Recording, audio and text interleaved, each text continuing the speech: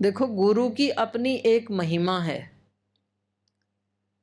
और खास करके मनुष्य के लिए। दूसरे प्राणियों को गुरु की ज़्यादा आवश्यकता नहीं पड़ती है। जैसे गाय भैंस का कोई बच्चा है तो उसको पैदा होते ही कोई स्विमिंग सिखाता नहीं है, कोई गुरु नहीं होता है। 2-3 घंटे के बाद भी उसको पानी में डाल दिया जाए तो डूबेगा नहीं, वो स्वाभाविक रूप से उसको तैरना आता ही है। लेकिन मनुष्य के बच्चे को नहीं आता है, उसको तो स्विमिंग पूल में भेजना पड़ता है, ट्रेनिंग करवानी पड़ती है। तो मनुष्यों को ट्रेनिंग की बहुत आवश्यकता होती है, गुरु की बहुत आवश्यकता होती है। जो कुछ भी हमने सीखा है वो किसी ना किसी गुरु से सीखा है, अच्छा या बुरा। बुरा सिखाने वाले भी गुरु होते हैं, असुरों के भी गुरु होते हैं। असुरों के गुरु कौन है? शुक्राचार्य जी। और देवताओं के बृहस्पति जी। और ऐसे ही मनुष्यों में भी जितने भी प्रोफेशंस हैं उनके कोई ना कोई गुरु होते हैं।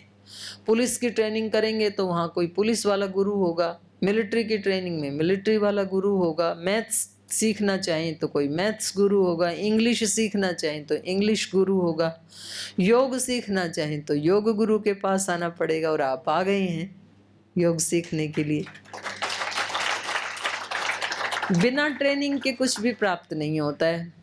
लेकिन अगर व्यक्ति बहुत ज़्यादा श्रद्धावान है और बहुत ज़्यादा ग्रहणशील है तो वो दूर से भी चीज़ों को पकड़ लेता है। जैसे मैंने बारूद का उदाहरण दिया, वो इस सृष्टि से भी सीख लेता है। और यदि श्रद्धा नहीं है तो फिर भाई भगवान के पास जाकर के भी व्यक्ति खाली रह जाता है। गुरुओं के पास जाकर के भी व्यक्ति के जीवन में परिवर्तन आता नहीं है। इसलिए हमारे शास्त्रों ने कहा श्रद्धावान लभते ज्ञानम। हर कोई ज्ञान प्राप्त नहीं कर सकता है गुरुओं से, गुरुओं के पास तो ज्ञान है। पहली बात तो हम गुरु को जान नहीं सकते हैं, क्योंकि जैसे हमारे संस्कार हैं वैसे ही हम गुरु को देखते हैं या शास्त्रों को देखते हैं। हम कैसे समझेंगे जब हमारी बुद्धि में वो सामर्थ्य ही नहीं है।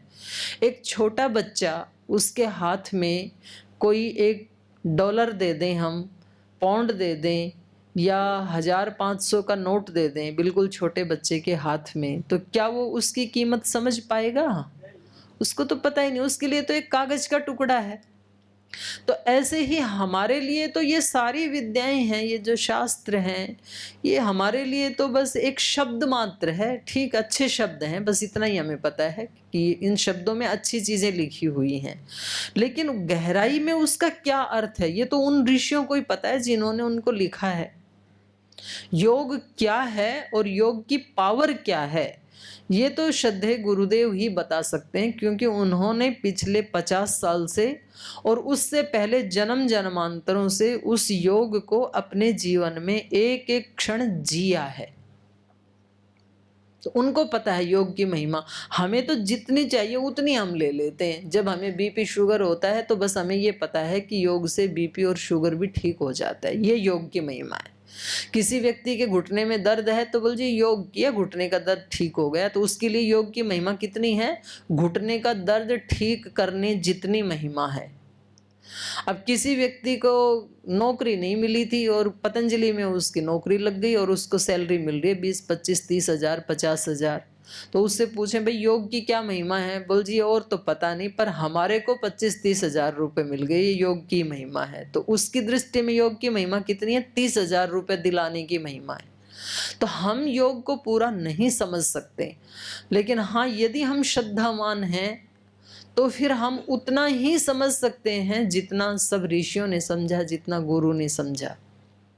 तो गुरुओं के पास जाकर के ट्रेनिंग लेते हुए भी, ट्रेनिंग लेने के बावजूद भी व्यक्ति उतना ही अचीव कर सकता है जितनी उसकी श्रद्धा है, जितनी उसकी ग्रहणशीलता है। तो श्रद्धा को बढ़ाना चाहिए। तो हमारे यहाँ पर बताया श्रद्धावान लभते ज्ञानम।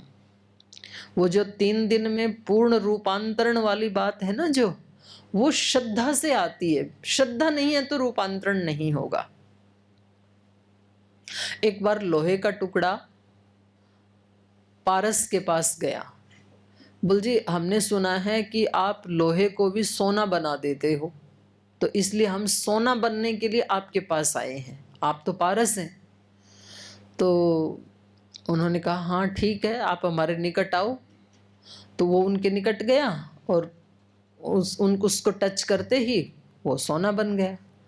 तो फिर उसने कहा कि हाँ, हम सोना तो बन गए, लेकिन आप तो हमारे से आगे हैं, क्योंकि आप लोहे को सोना बना देते हैं, पर सोना तो किसी लोहे को सोना नहीं बना सकता है। तो आप जैसी योग्यता कहाँ मिले हमें, हम पारस कैसे बने? तो बोले भाई, पारस बनने के लिए तो फिर किसी गुरु के पास जाना पड़ेगा आपको।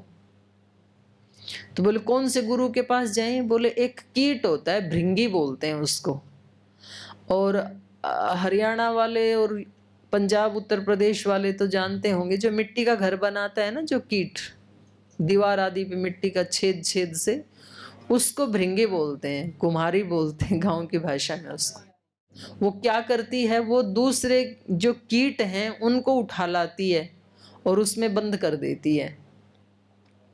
कई तरह के कीट लेके आती है वो, एक इधर का 2 3 5 तरह के कीट लाके उसमें लेपन करती जाती है। एक कीट को लाई, उसमें एक छोटा सा छेद रखती है ताकि वो मरे नहीं, ऑक्सीजन आदि मिलती रहे, फिर उसको बंद कर दिया।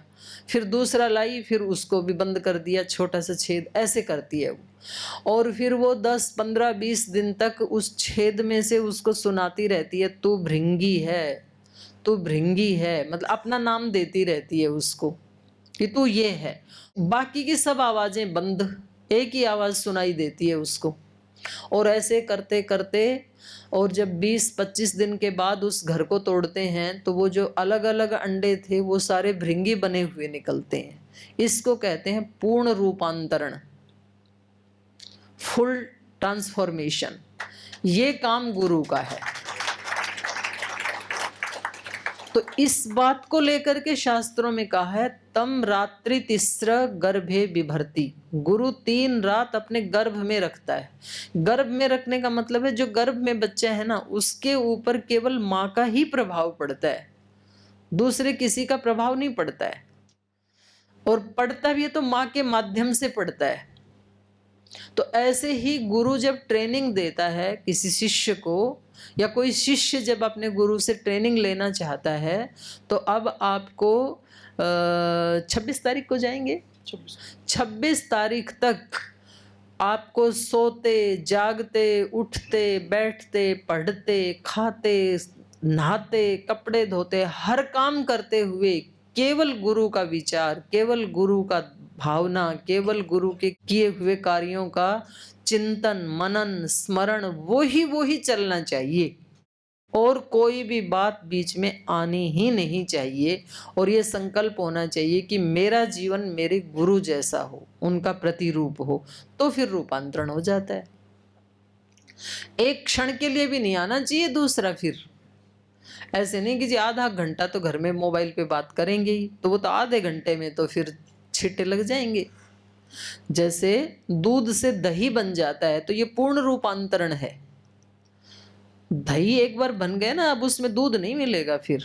जो माताएं दूध जमाती हैं उनको पता है, आप में से कोई जमाते होंगे तो पता है, खाते हैं तो ज़्यादा पता नहीं होगा आपको, केवल खाते हैं जी हम तो जमा देती हैं माताएं बहनें। उसको छेड़ना नहीं है। यदि आपने 1 घंटे के बाद उघाड़ के देखा, कड़छी से हिलाया, ये तो बना ही नहीं दही तो अभी, फिर रख दिया चलो थोड़ी देर में बन जाएगा, फिर अगले आधे घंटे के बाद फिर उघाड़ के देखा, फिर कड़छी से हिलाया, दही तो बना ही नहीं अभी, फिर आधे घंटे, बोले कुछ नहीं बनने का। और आप देखेंगे सचमुच दही बनेगा ही नहीं, वो रूपांतरण होगा नहीं।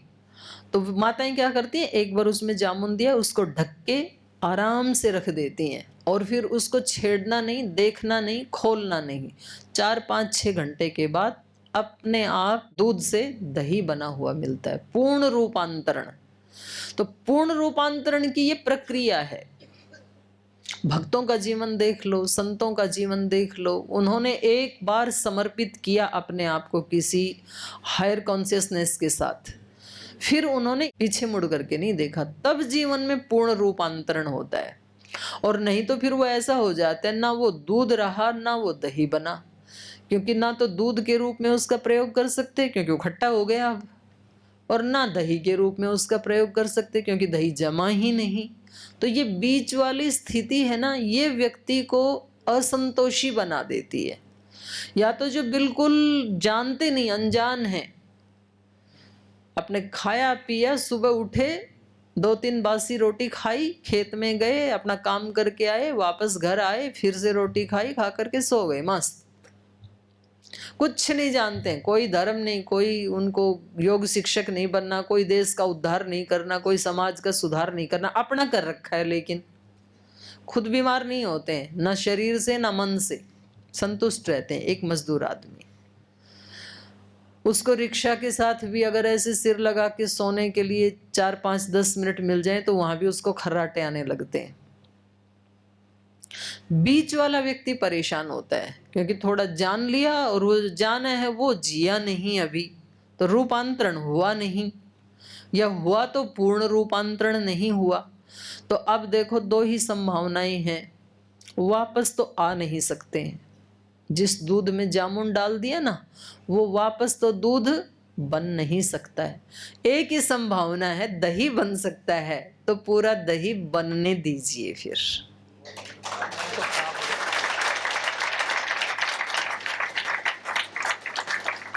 तो भैया हमारी जो संभावनाएं हैं वो पीछे जाने वाली संभावनाएं तो हो गई बंद, अब हम पीछे नहीं जा सकते हैं।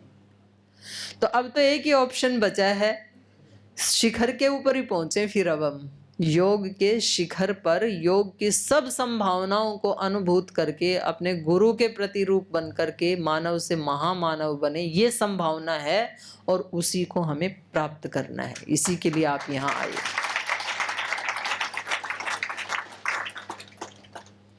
तो अपने को श्रद्धावान बनना है, यहाँ पर 3-4 दिन ग्रहणशील बनना है, हर जगह से कुछ ना कुछ सीखना है अपने को। कहीं भी कोई त्रुटि आपको दिखे, उधर से आंखें बंद। देखो जी, यहाँ रहते हैं, हमने तो सोचा था पतंजलि योग पीठ जा रहे हैं, पता नहीं कितना सुंदर होगा, पर यहाँ भी स्मेल आ रही है।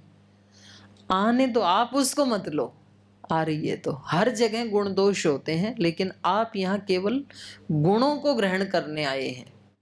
तो जब व्यक्ति श्रद्धावान होता है, ग्रहणशील होता है, तो फिर उसकी परिस्थिति चेंज हो जाती है। दिन दिन दिन दिन वो आगे बढ़ता चला जाता है, उसका रूपांतरण होता ही चला जाता है। अब जिसकी श्रद्धा नहीं है, तो गुरु तो क्या, साक्षात भगवान भी सामने आके खड़ा हो जाए ना, तो भी वो परिवर्तित नहीं होगा। भगवान कृष्ण दुर्योधन के पास गए, बहुत समझाया उसको, शांति दूत बन के गए थे ना महाभारत के युद्ध से पहले, कि भाई ये लड़ाई झगड़े में कुछ नहीं रखा, तुम दोनों एक ही परिवार के भाई भाई हो, अपना समझौता कर लो, इनका हिस्सा इनको दे दो, तुम्हारा हिस्सा तुम ले लो, क्यों झगड़ा कर रहे हो। बोले आप आधे हिस्से की बात कर रहे हो, सुई की नोक के बराबर भी नहीं दूंगा, और आप ज्यादा पंचायती बन रहे हैं ना, तो आपकी बात तो बिल्कुल नहीं मानूंगा, अब तो बिल्कुल नहीं दूंगा, देता तो भी नहीं दूंगा। अब वो योगेश्वर कृष्ण साक्षात भगवान हैं भाई। पौराणिक मान्यता के अनुसार कहें तो वो तो विष्णु के अवतार हैं, और वैदिक दृष्टि से कहें तो वो 16 कलाओं के अवतार हैं। एक पूर्ण महायोगी हैं, योगेश्वर हैं, योगियों के भी ईश्वर हैं वो। ऐसे गुरु की बात भी दुर्योधन ने मानी नहीं, क्योंकि दुर्योधन के अंदर श्रद्धा और ग्रहणशीलता नहीं थी। दूसरी तरफ अर्जुन कृष्ण के साथ ही खाते थे, पीते थे, सोते थे, लेकिन ये इतने बड़े हैं, ये अर्जुन को भी नहीं पता था। क्यों नहीं पता था? क्योंकि अर्जुन के हृदय में भी उनके प्रति गुरु जैसी श्रद्धा नहीं थी। ठीक है, एक रिश्तेदार हैं, एक मित्र हैं, बस उस दृष्टि से अच्छे व्यक्ति हैं, बस इतना ही उनके मन में था, इतना इतना उनको ग्रहण होता गया। और जब अर्जुन के मन में थोड़ा वो अंतर्मुखी हुआ, स्थिति युद्ध की आ गई कि भाई अब तो युद्ध होगा, और युद्ध के मैदान में जब आमने सामने रिश्तेदार खड़े हैं, संबंधी खड़े हैं, मामा खड़े हैं, गुरुजन खड़े हैं, तब अर्जुन कांप गया। तब अर्जुन को पता लगा कि बाहर से तो मैंने बहुत विद्याएं सीखी, लेकिन अंदर तो मेरे मोह है अभी भी। मेरे तो हाथ पैर कांप रहे हैं। सीदंती मम गात्राणि मुखम च परिशुष्यति वे पथुश्च शरीरे में रोम हर्षश्च जायते। तो कृष्ण ने पूछा कि भाई हो क्या गया? अभी तक तो बड़ी बहादुरी की बात कर रहा था तू, अभी क्या हो गया? तो फिर अर्जुन ने झूठ नहीं बोला। अर्जुन को अर्जुन कहते इसलिए हैं, वो रिजु हैं। रिजु शब्द से अर्जुन शब्द की निष्पत्ति होती है। सरल थे, जैसा अंदर है वैसा ही बाहर अपने गुरु को बताते रहे। नहीं तो अर्जुन ये भी कह सकते थे, बोल जी मुझे नहीं पता क्या हो गया, किसी हॉस्पिटल में किसी आईसीयू में भर्ती कराओ, मेरे को पसीने आ रहे हैं, शरीर कांप रहा। ऐसे नहीं कहा। अर्जुन ने कहा जी मोह उत्पन्न हो गया। आज तक बहुत योद्धाओं को मारा, लेकिन आज सामने जब अपने वाले खड़े हैं ना, तो मोह उत्पन्न हो गया, तो लड़ नहीं सकता हूं। फिर थोड़ी देर में भगवान कृष्ण ने कहा कि भाई अब पीछे नहीं जा सकते हो, युद्ध का मैदान है, या तो तुम विजय प्राप्त कर लो या फिर ये तुम्हारे ऊपर विजय प्राप्त कर लेंगे, तुम मारे जाओगे। और यदि नहीं लड़ोगे तो जीवन भर ग्लानि में जियोगे, क्योंकि योद्धा हो तुम। तो अब पीछे नहीं जा सकते हो तुम। अब तो एक ही रास्ता है, युद्ध करो और विजयी बनो, आर पार की लड़ाई है अब तो फिर उसको लगा कि हाँ बात तो ठीक। और बोली ये केवल इस जन्म की लड़ाई नहीं है। इस राग द्वेष मोह को यदि इस जन्म में जीत लिया तो सदा सदा के लिए मुक्त हो जाओगे तुम। और इस संसार का, इन संबंधों का, प्रकृति का, भगवान का क्या स्वरूप है उसको अभी जान पाओगे इसी जन्म में। बोले ये तो आते जाते रहते हैं, ये जीते हैं मरते हैं, ये सारा खुद जान पाओगे आप। मैं तो जान रहा हूं पर तुम भी जान पाओगे यदि चाहोगे तो फिर अर्जुन ने कहा शिष्यस्ते हम शाधि माम त्वाम प्रपन्नम। शिष्य भाव स्वीकार कर लिया। फिर अब तक तो दोस्त थे, उसके बाद सारथी बने, लेकिन अब बन गए शिष्य और अर्जुन को मान लिया गुरु। हम श्रद्धेय स्वामी जी महाराज को अनेक रूपों में देखते हैं। अपने एक माता पिता के रूप में देखते हैं, गुरु के रूप में देखते हैं, एक अच्छे संत के रूप में देखते हैं, एक अच्छे डॉक्टर के रूप में देखते हैं। अलग अलग रूपों में अलग अलग लोग देखते हैं। ऐसे अर्जुन भी देख रहा था। तो अब अर्जुन ने उनको गुरु के रूप में स्वीकार कर लिया। उन्होंने कहा शिष्यस्ते हम, मैं आपका शिष्य हूं, और माम शाधि, आप मेरी रक्षा कीजिए, मुझे बचा लीजिए, इस स्थिति से बाहर निकालिए मुझे। तो फिर भगवान कृष्ण ने उनको गुरु की तरह से उपदेश देना शुरू किया। उससे पहले उपदेश नहीं दिया, उससे पहले भी तो साथ साथ ही रह रहे थे। जब तक उसके मन में सीखने का भाव नहीं आया, श्रद्धा का भाव नहीं आया, ग्रहणशीलता का भाव नहीं आया, तब तक भगवान कृष्ण ने कोई उपदेश नहीं दिया, क्योंकि वो निष्फल हो जाता, कितना भी बड़ा उपदेश क्यों ना देते वो। अब इसने समझ लिया, तो फिर भगवान कृष्ण ने उपदेश देते देते देते बताया कि अर्जुन, ये जहाँ भी सृष्टि में कहीं आपको कुछ स्पेशल दिखाई दे रहा है, जो स्पेशलिटी है, विशेषता है, वो सब भगवान की ही है। तो बोले जी मैं इन लोगों में भगवान को कैसे देखूं? एकत्वम अनुपश्यत। बोले मैं कैसे एकत्व देखूं, मेरे को तो ये सब अलग अलग दिख रहे हैं। तो भगवान कृष्ण ने कहा ऐसे नहीं दिखेंगे ये सब भगवत स्वरूप, इसके लिए मैं आपको दिव्य दृष्टि दूंगा, और तब आपको भगवान के इस विराट रूप का दर्शन होगा। लेकिन उसके लिए आप ग्रहणशील बनो। तो वो और ज्यादा ग्रहणशील बनता चला गया, उपदेश से बनता चला गया, बनता चला गया। तो भगवान ने उनको दिव्य दृष्टि दी। देखो दृष्टि भी बहुत होती है भैया। दृष्टि में आंख सबकी एक जैसी है, दृष्टि सबकी अलग अलग है। कोई इसी दृष्टि से, करुणा की दृष्टि से देखता है किसी को, कोई प्रेम की दृष्टि से देखता है, कोई ईर्ष्या की दृष्टि से देखता है, कोई क्रोध की दृष्टि से। आंखों से ही पता लग जाता है ना व्यक्ति के। किसी किसी व्यक्ति को उनकी जब दृष्टि खराब होती है तो अगले व्यक्ति को पता लग जाता है, बोल जी मैं वहां रुक नहीं सका या रुक नहीं सकी, क्योंकि उसकी दृष्टि खराब थी। और जब अपने गुरुओं के, संतों के, योगियों के पास होते हैं तो बोल जी उठने का ही मन नहीं कर रहा था। जैसे ही गुरुजी ने मेरी तरफ देखा मैं तो धन्य हो गया। एक बार दृष्टि डाली अर्पण ही हो गया, तेरी शरण में आकर मैं धन्य हो गया। तब ऐसे बोलता है। तो दृष्टियां अलग अलग होती हैं। तो ये अलग अलग दृष्टियों में एक भक्त की दृष्टि होती है, एक सेवक की दृष्टि होती है, एक पिता की दृष्टि होती है, एक पुत्र की दृष्टि होती है, एक माँ की दृष्टि होती है, गुरु की दृष्टि होती है, एक किसी जल्लाद की दृष्टि होती है, एक किसी दुराचारी की दृष्टि होती है। ऐसे ही सब जगह भगवत दर्शन करने के लिए एक दिव्य दृष्टि होती है। वो तो संतों के पास, योगियों के पास होती है। वो सब में उस भागवत सत्ता को ही देखते हैं। तो वो दृष्टि फिर अर्जुन को मिली भगवान कृष्ण से। जब वो पूरे शरणागत हो गए, उनकी शरण में आ गए और पूर्ण ग्रहणशील हो गए, तो बोले अब जो आप कहोगे वो मैं करूँगा। 16वें अध्याय में जाकर के इतना उपदेश सुन करके और अपने गुरु का विराट रूप देख करके कि मैं तो आपको एक सखा मानता था, एक यादव मानता था, एक अपना संबंधी बुआ का लड़का मानता था।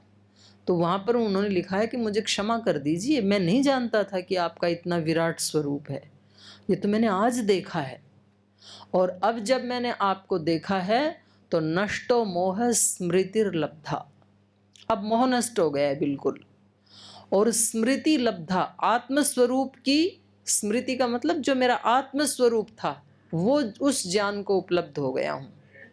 स्थितोस्मि, अब बिल्कुल भी चित्त चलायमान नहीं है, चंचल नहीं है। स्थितोस्मि, दृढ़ हूँ मैं, स्थिर हूँ, हिलता डुलता नहीं है मन। गत संदेह, कोई संदेह नहीं है, युद्ध करूँ ना करूँ ऐसे कोई संदेह नहीं है। अब करिष्ये वचनम तव, अब आपके वचनों का पालन करूंगा। जैसे 20 साल पहले पूज्य गुरुदेव ने आदरणीय भाई राकेश जी को कहा कि बेटा आपकी योग में जब रुचि है, सेवा में ही रुचि है, तो आप फिर खुल करके सेवा करो, क्योंकि वहाँ पर पार्ट टाइम सेवा करते हो और आपके मन में ये बना रहता है कि और थोड़ा टाइम मिले तो और थोड़ी सेवा करूँ। तो बोले आप उसको छोड़ दो। और फिर ऐसी एक गुरु ने दृष्टि दी कि इनको लगा कि मेरी इस नौकरी और इस सेवा से गुरु की सेवा हजारों लाखों गुना ज़्यादा श्रेष्ठ है, और बस उसको छोड़ दिया। और फिर ये कह दिया करिष्ये वचनम तव, अब जो आप कहेंगे वो मैं करूँगा। नहीं तो मन में ये भी तो विचार आ सकता था जी मैं, मेरे माता पिता हैं, मैं अकेला बेटा हूँ, बीबी भी है, गुड़िया भी है, तो जी इनका क्या होगा जब मैं सेवा में लग जाऊंगा। तो फिर ये बातें आती नहीं हैं। फिर योगक्षेमम वहाम्यहम्, जो करेंगे वो भगवान करेंगे, गुरु करेंगे, माँ प्रकृति करेगी, भगवती करेगी, सब वो करेगी। फिर ये गत संदेह हो जाता है व्यक्ति, उसको संदेह नहीं होता है फिर कि मेरे जीवन का क्या होगा। ऐसे अर्जुन ने बोला स्थितोस्मि गत संदेह करिष्ये वचनम तव। तो ये एक ग्रहणशीलता की और श्रद्धा की बात है।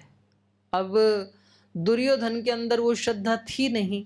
कृष्ण तो वही हैं, गुरु तो वही हैं दोनों के सामने, लेकिन एक तरफ दुर्योधन हैं जिन्होंने अपने पूरे कुल खानदान का नाश करवा लिया और सदा सदा के लिए एक उनका नाम एक घृणा की और उपेक्षा की दृष्टि से लिया जाएगा।